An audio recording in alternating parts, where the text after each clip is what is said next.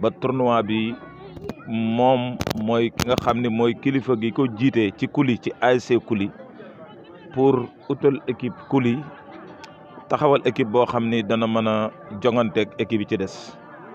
waaye ñun ñi ngi feggoog tamit sunu xarit sunu mag sunu frère Mansour Mbaye nga xam ni moom mooy Kuli ndax kër papaam Alaaji Mbaye Donda Mbaye daan nañ fa regroupé mu nuy ñaanal ànd ko Alaaji Gallo Diouf aussi di ancien joueur ci Kuli ak xulaaj ak ñëpp daal di wax ni nag tournoi bi moom li ko sabab lu yomb la parce que ku ne xam na ni depuis 3 ans mi ngi nii ren mooy 3e année bi Tivaouane amul nawetaan ñun yàlla dogal nañu am nañ infrastructure boo xam ne muy terrain boo xam ne mën na arbitrer ay match ci loolu lan ni dañoo bëgg a jàppale jeunesse Tivaouane ñu organiser tournoi boo xam ni dañ ci woo ASC yëpp teg ci une mise de 1 million 1 million yi nag ni ñu koy tege mooy senior bi ku gagné da nga am 500 000 ak jeu d'équipement ak ballon ki nu gagné dana am 250 000 ak jeu d'équipement ak ballon cadet yi ku gagné da nga am 150 000 ak jeu d'équipement complet ak ballon ki nu gagné am 100 000 ak jeu d'équipement ak ballon loolu boo ko xoolee 1 million sur fonds propre tournoi bi nag ñu jagale ko sunu ñetti papa yu fi nekkoon di jaay ak mag nekkoon ci ASC bi football fi def fi ay jaloore def ko Sénégal yàlla dogal tey ñu jiitu ji ki ci jiitu di Abdou Aziz Gueye ku ne dégg na ko Kader Seck ku ne dégg na ko ak ku yàggul Cheikh Ahmed Tidiane Sy Sène ñu ni ñoom la ñuy jagleel final bi muy final boo xam ne nag utuñu ci parrainage utuñu ci xaalis liñ ci ut mooy jeunesse su Tivaouane épanouir liñ ci ut mooy jeunesse su Tivaouane nekk benn loolu moo waral ñu organiser tournoi bi di ñaan yàlla nag équipe yi ci bokk yëpp ñu fubal ko ci fair play ñu football ko ci discipline football ko ci yar parce que ñun li nu bëgg mooy lii boole mais defuñu luy tàqali ñun Kuli nag ñoo ko organiser moo tax ñu war a wane le bon exemple ñun waa Kuli ñoo war a jiitu ci discipline bi jiitu ci fair play bi ànd ko ak sunuy nawle yu nu invité ñu ñëw li ci am solo nag mooy la participation mooy ñu jongante ko ci biiru mbokk bañ a xuloo bañ a xeex bañ a histoire tey nag ñu woote tirage au sort li tax ñu woote ko mooy danoo bëgg lu leer nañ ba nga xam ni tirage bi buñ ko defee ñi fi nekk danañ mën a seede ni li nu def nag ci lu leer lañu ko teg bu nu amee lu nu gënal sax bu nu paree dañuy jël représentant yeneen ASC yi jóge ci koñ yi ñu ñëw def tirage bi suñ ko defee génne équipe yi ñu def poule yi wax jour bu ñuy commencé ñu wax équipe yi ñu respecté heure yi respecté li ñuy wax éthique sportive mooy lan mooy ñu bañ cee dugal lu ci bokkul bañ cee dugal furut bañ cee dugal ay wuruj commencé ko ci ñun ñi nga xam ne ñoo ko organisé maanaam ku ne wóolu sa équipe surtout ci cadet yi parce que ñun danoo xalaat cadet aussi wax naa ko sànq booba rajo bi kiiwul ñuy dalal xelu nit ñi rek ni leen yàlla xam na ni xaalis bi ñuy teg mi ngi sur place dañ ni woon sax dañ koy indi fii tey ba nit ñëpp gis ko parce que loolu wékkunu ko ci engagement yi équipe yi joxe loolu dañ koo génne teg muy 1 million de francs 1 million yi wax nañ nin koy joxe mooy senior yi ki ci gagné danañ la jox enveloppe financière de 500 000 francs CFA boole ci jeu d'équipement ak ballon senior yi ki nu gagné dina am 250 000 francs dina am jeu d'équipement ak ballon cadet yi ki gagné dina am 150 000 francs ak jeu d'équipement complet ak ballon ki nu gagné am 100 000 ak jeu d'équipement complet ak ballon loolu boo ko xoolee day doon 1 million ak 4 jeux d'équipement complet ak 4 ballons loolu initialement ce sont les récompenses qui sont prévues pour les équipes qui auront la chance d'aller jusqu'en finale mais d'ici la finale bu fekkee yàlla dogal na mooy mate na ko bu fekkee ni xéewal ñëw na danañ yaatal récompense yi ba équipe bu ci bokk rek ci kartanu yàlla da nga ci gis sa bopp ñuy wax ni tournoi bi daal dañ koo organiser pour la jeunesse sunu frère At Seck bi mu ñuy jëndal terrain bi dañu dama koo jëndal jeunesse Tivaouane kon ñu xam ne ñun dañ koo initier rek waaye lii ñu nag jeunesse bi fi teew yëpp ñoo ko bokk di ñaan yàlla ci barke Serigne Babacar Sy di ñaan yàlla ci barke mag ñi tournoi ñu commencé ko ci jàmm yeggale ko ci jàmm ñaan yàlla ñu fubal ko ci fair play mu bañ a am violence ñu fubal ko ci discipline kii yàlla dogal mu gañe ñu félicité ko ñi nu gañe tamit ñu joxante la ko xam ni Sénégal ñoo ko bokk Tivaouane ñoo ko bokk kenn mënu koo xar ñaar di nag wax dëgg yàlla di ci sargal sunu ay papa ñun sunu tournoi amul parrain sunuy parrain ñi ngi ci biir suuf mooy ñan mooy Cheikh Ahmed Tidiane ci seen bi fi jóge bu yàggul sunu parrain mooy grand Aziz Gueye ku ne xam na ko ci football ci Tivaouane sunu parrain mooy Kader Seck ñun ñooñu ñooy sunu ay modèle ñooñu ñooy sunu ay référence ñu leen di ñaanal yàlla yàlla yokk seen leer yàlla xare leen àjjana ñooñu lan tudde tournoi kuli loolu la mooy unicité te ci loolu la ñuy woo ñi nga xamante ne si mooy les acteurs parce que bu ngeen gisee mise bi ñu teg 500 000 rek bu nu calculer 30 000 francs par équipe si cotisation senior beeg bu nu ko multiplier par nombre d' équipes yi rek 16 équipes yi rek dañuy am 480 000 te ñun mise bi ñu teg 500 000 la teg jeu d' équipement teg aussi ay ballons et tout juste pour wane rek que ni li nga xamante ne si moo ñu intéressé juste mooy jeunesse su Tivaouane bi dañu war a épanouir jeunesse Tivaouane bi amuñu droit aussi toog une année entière te duñu pratiquer li nga xamante ne si mooy seen passion muy sport en particulier muy football. di waxaat leneen lu am solo gars yi wax nañ ko sànq mooy li nga xamante ne si mooy perspective bu quartier bi mooy petit catégorie bi parce que ci loolu lañ bëgg a focaliser wu jéem a au moins nekk un modèle de développement en termes de sport d'une manière générale mais aussi en termes de football d'une manière particulière parce que ku xam Kouly bokk na ci budu demoon na bokk na ci club yi njëkk a final phase nationale te boobu ba tey Tivaouane amul benn avancé ci côté sport bi ci côté club yi ci côté quartier yi loolu nag bokk na ci li ñu gën a inspiré d'après li fi mag ñi def yëpp te amul benn avancé ci wàllu football ñu ni pourquoi pas ñu instauré fi loo xamante ni si non seulement académie bi dina fexe ba dëkk bi localement ñu am benn développement économique boo xam ne ci football lay jóge mais aussi quartier mais aussi club de football yi fi nekk ak académie yi ak école de football yi ñoom mbay ba ñeneen ak ñeneen ñoom Mara Kipa Gueye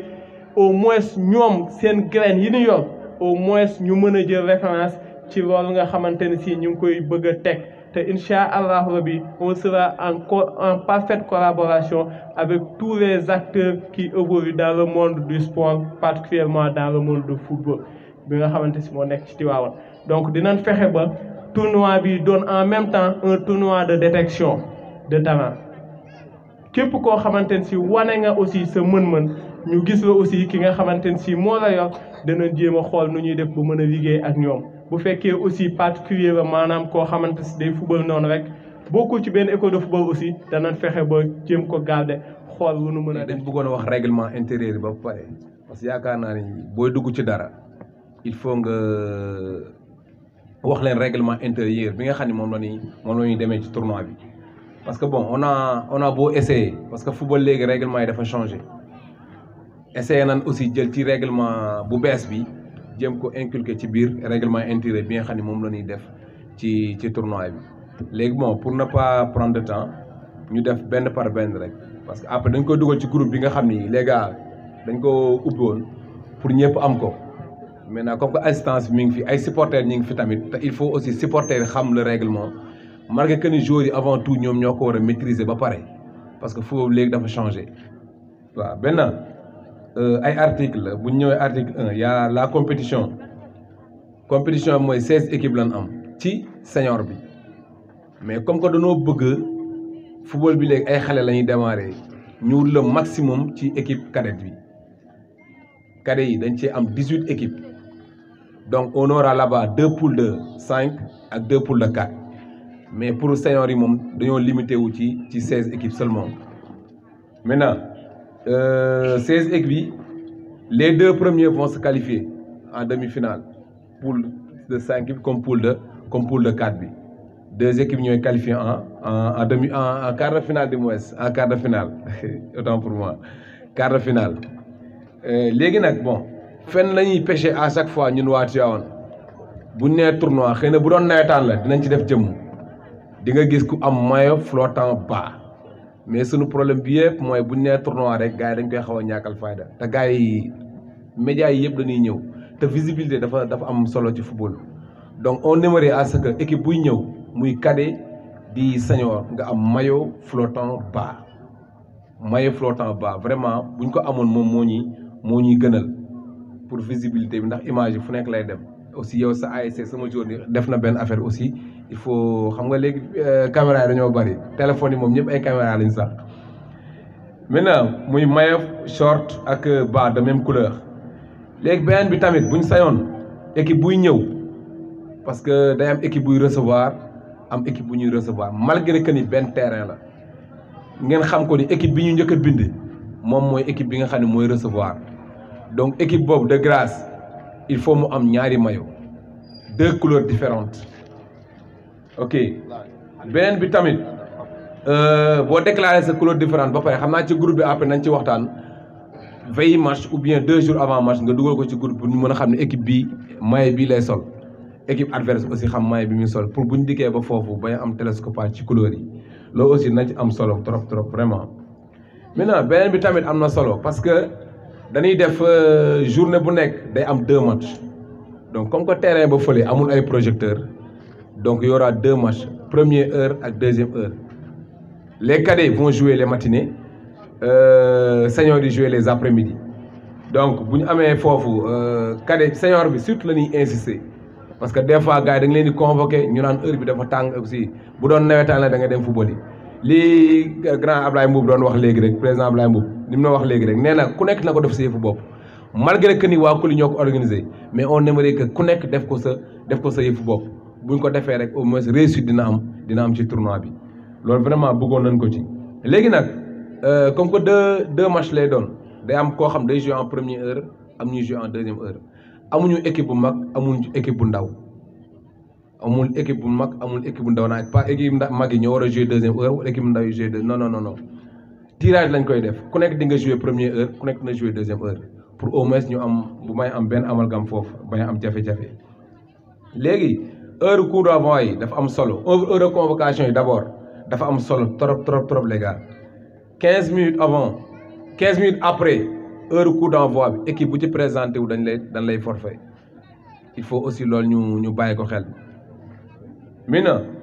ci jeu bi on aura pour les cadets 2 fois 30 minutes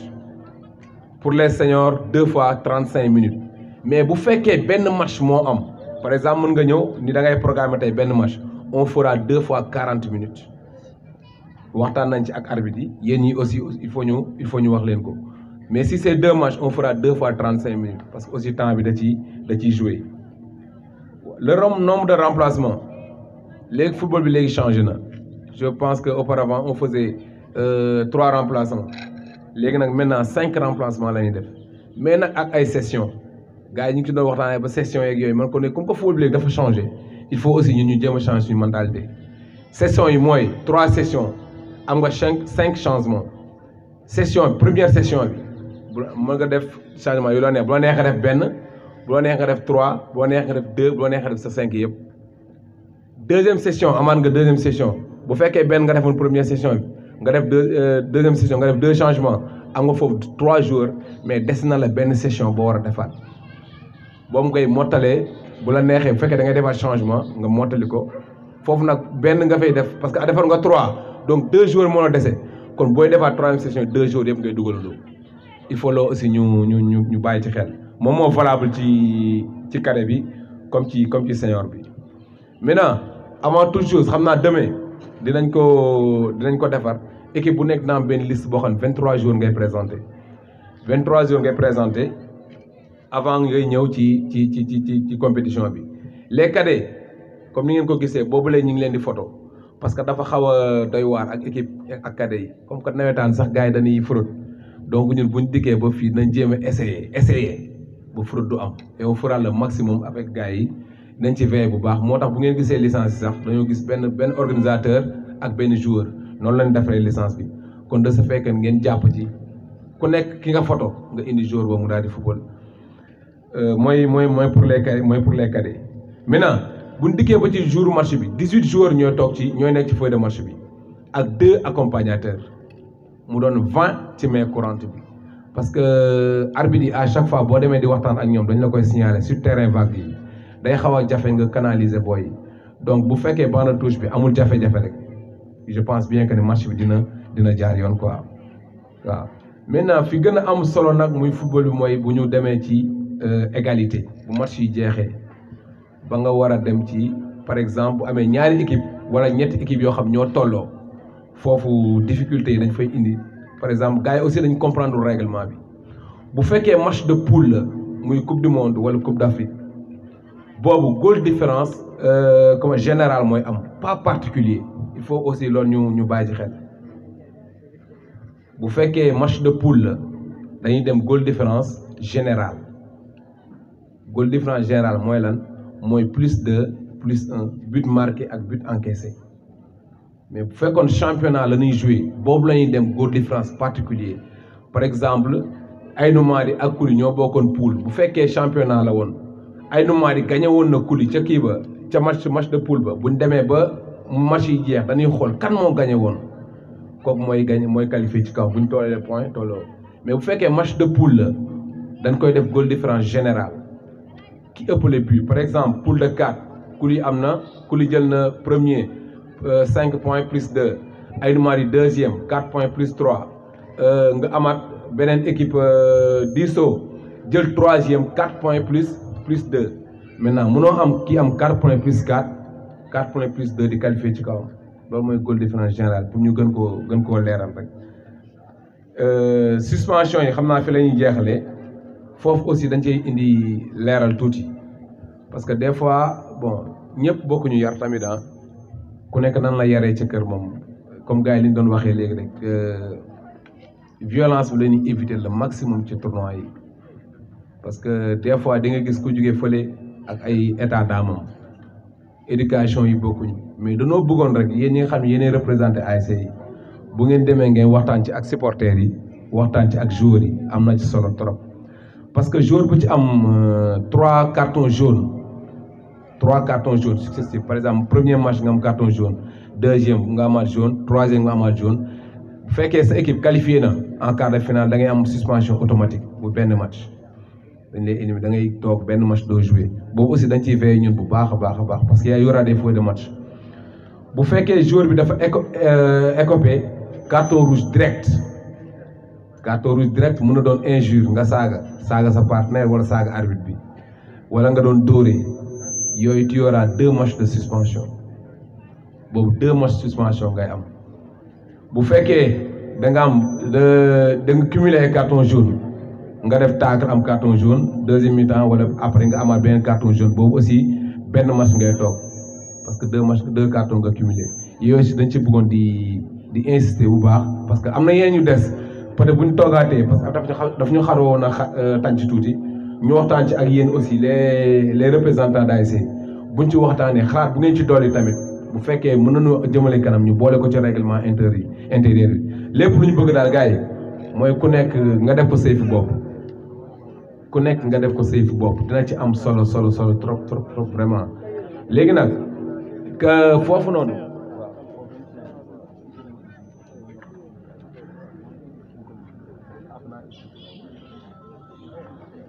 ok léegi nag licence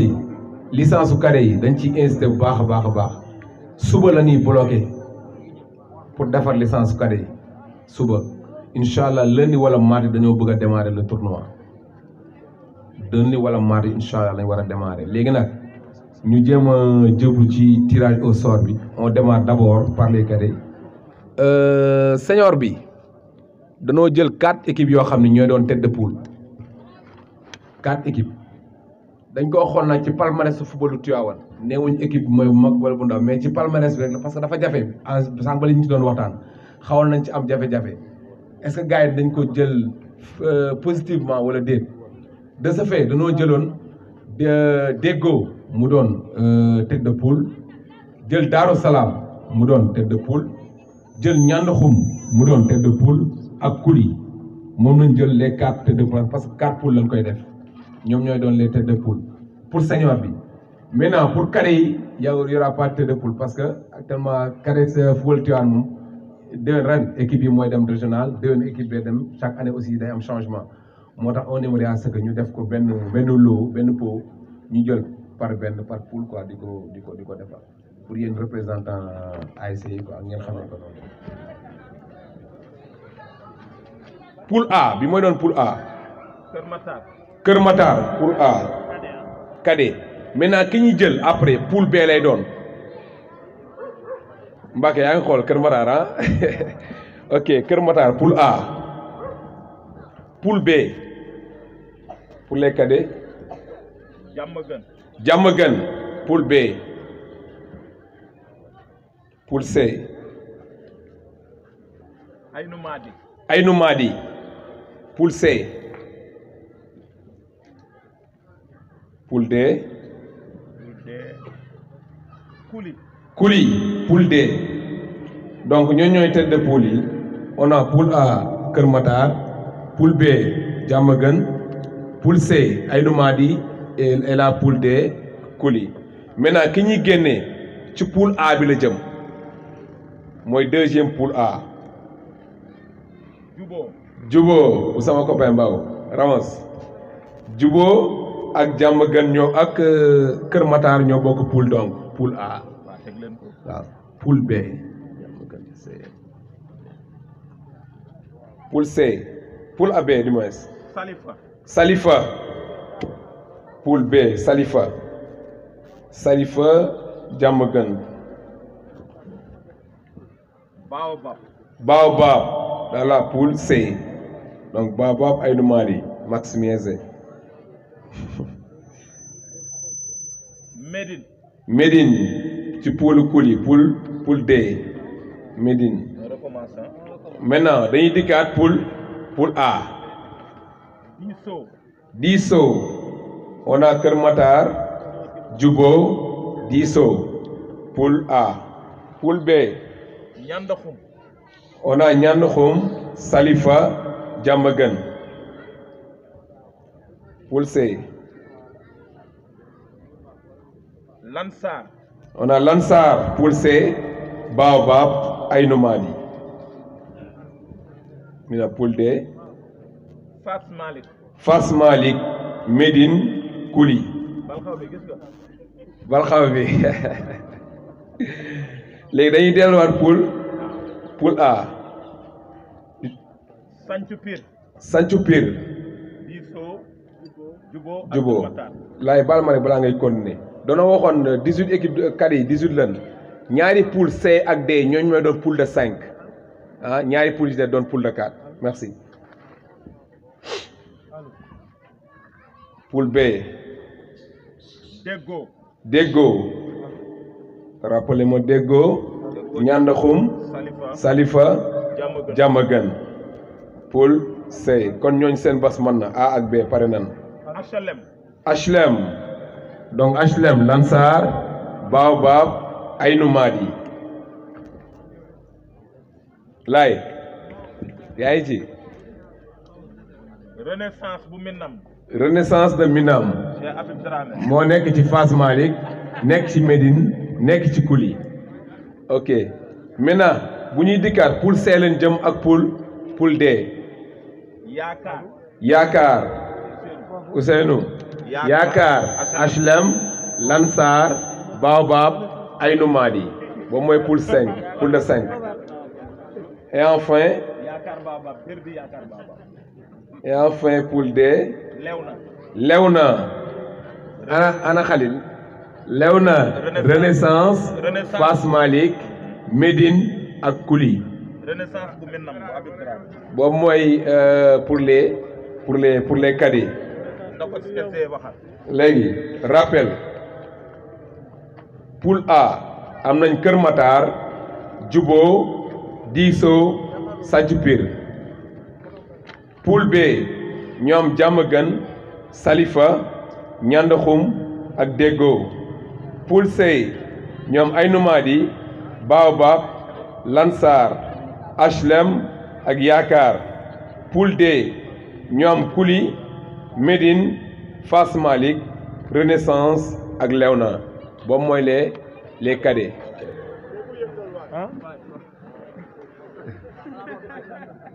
Ñandaxum poule A waaw poule A Ñandaxum. poule B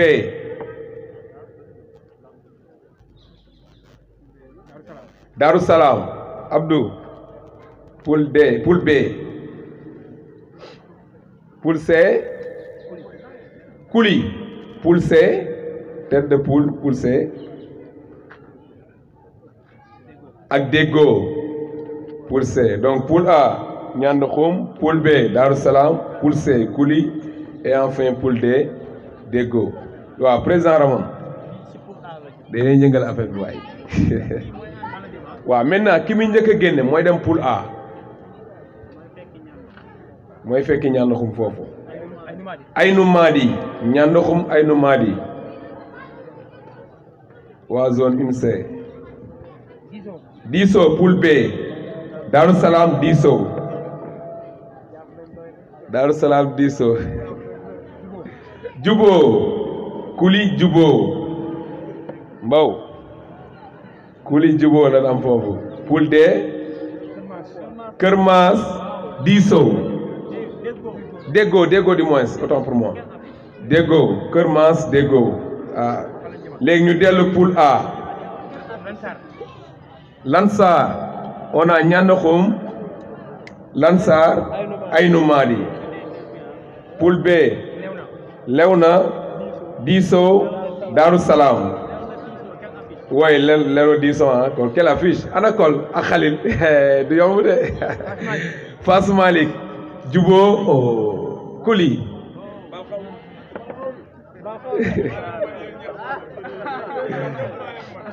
Ascom moo nekk ci Kër Maas ak Déggo mais poule B saf na teel naa métti de. poule A Santhiou Pire Lansar Aynou Mady Ñandaxum. poule B Médine Léona Diso Darou Salam. poule C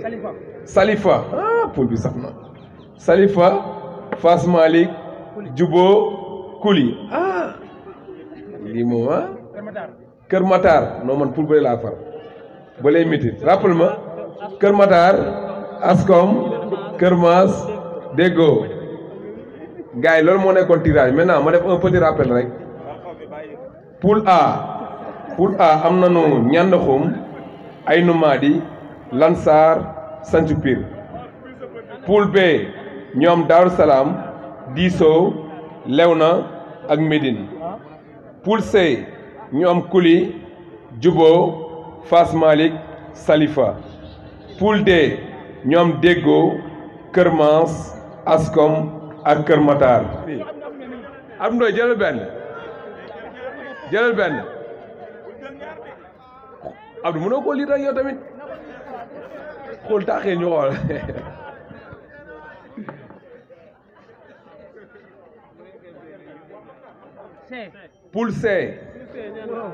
poule C la nekk mooy Kuli Jubo Fass Malick Salifa. Jibi c'est bon ak Jokko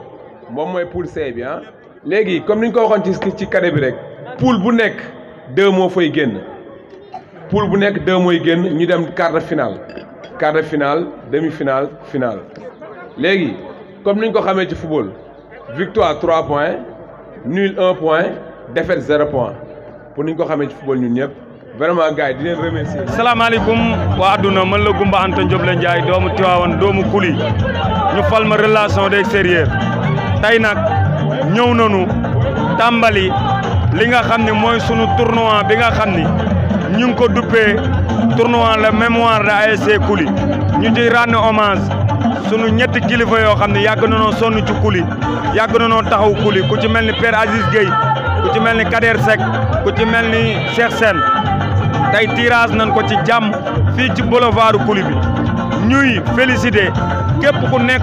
Tivaouane rawatina ñi dëkk Kuli di nuyu Atou Seck taxawaayam ci sunu wet muy président ASC Kuli yàgg a taxaw ASC Kuli di nuyu Matar Diouf ak Ramon Kota ak Ablaye Mboub ak équipe bi yëpp ñoom Habib Darame ak ñoom Papa Atou ak ñoom Xulbi ak ñoom Kifa ak ñoom Papa kon daal tey tirage nan tournoi bi fas yéene ko commencé mardi wala lundi incha allahu rabbi ñu bëgg nag waa Tivaouane ñu xam ni danoo def tournoi bi pour fair play teg nan 1 million bi nag dinañ leen wax niñ koy séddalee maanaam bu dee final bi la ki jël finalu senior bi dinañ ko jox 500 000 ki nga xam ni moo jël moom lan gagné ci final bi dinañ ko jox 250 000 ci senior yi bu dee cadet yi ki jël coupe bi dinañ ko jox 150 000 ki nu gagné ci cadet yi ñu jox ko 100 000 francs te benn bu ci nekk dina ànd ak jeu de moyen ak ballon kon nag macha allah ñu ngi leen di woo ci jàmm di leen woo ci fair play ndax football dañ koo def pour kaf dañ koo def pour ree moo tax ñu waxtaan ñun ASC Kuli en tant que relation d'extérieur ñu bëgg ñu woote jàmm woote ko ci salaam ñu ngi koy defee ca terrain Kuli ngi jaan tey loolu moo doonoon kàddu yu ñu fi taataanoon fii ci boulevard Kuli kon à suivre li ci des dinañ ci ànd ak site internet yëpp ñu nekk ci Tivaouane pour wan leen lan mooy tournoi bi ñu bëgg tournoi bi ñu xam ne daal jàmm lan woote fair play lan woote macha allah ñu ciy ñaanal sunu mag yi nga xam ne ñooy mémoire de ASC Kuli yàlla xaare leen àjjana ci barke yonent bi merci Atou Seck merci président Atou Seck sa taxawaay ci ASC Kuli ñun ñëpp rafetlu nan ko macha allah ba nga jàppee ba tey bàyyiwoo macha allah te boolewoo dara ak wax looy def rek da nga koy def mu naturel original man Goumba Anta Diop la Ndiaye relation d'extérieur maa ngi lay sant.